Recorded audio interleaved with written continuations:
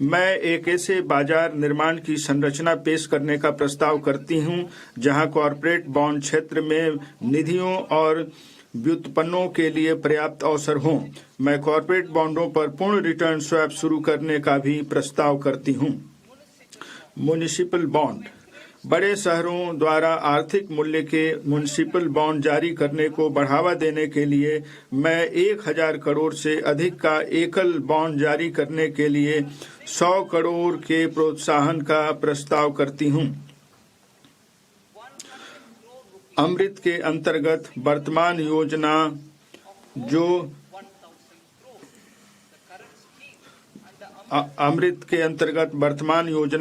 200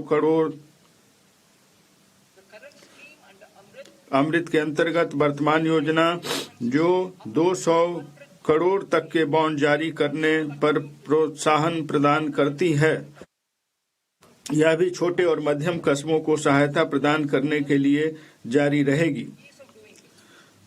व्यापार करने की सुगमता।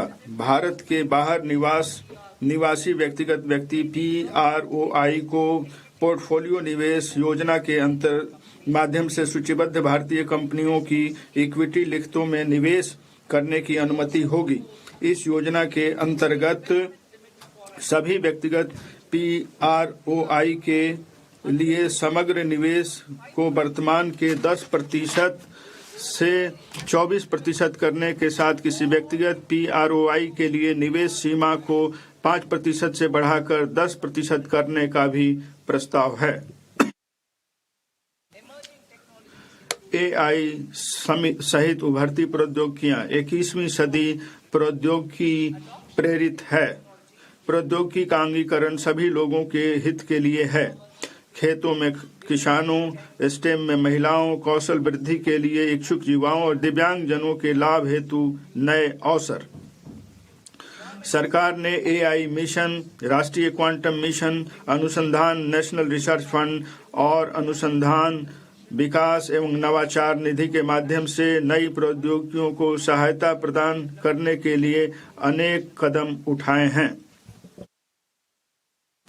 हमारा दूसरा कर्तव्य आकांक्षाओं को पूरा करना और क्षमता निर्माण है।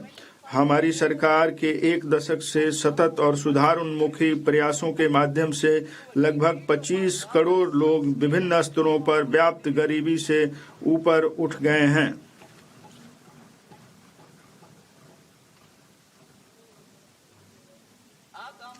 इसलिए हमारी सरकार ने निम्नलिखित उपायों से युवा भारत की आकांक्षाओं को पूरा करने का मार्ग प्रशस्त करने के लिए सेवा क्षेत्र पर फिर से जोर देने का निर्णय लिया है।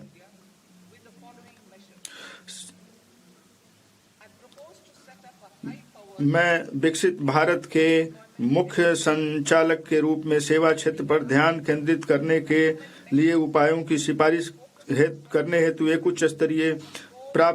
उच्चाधिकार प्राप्त शिक्षा से रोजगार एवं उद्यम स्थायी समिति के गठन का प्रस्ताव करती हूं। यह हमें वर्ष 2047 तक 10% की वैश्विक हिस्सेदारी के साथ सेवा क्षेत्र में वैश्विक अग्रणी बनाएगा।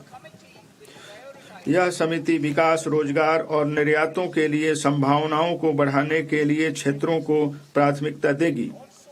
वे नौकरी और कौशल आवश्यकताओं पर AI सहित उभरती प्रौद्योगिकियों का प्रभाव का भी आकलन करेंगे और उसके लिए उपायों का प्रस्ताव करेंगे।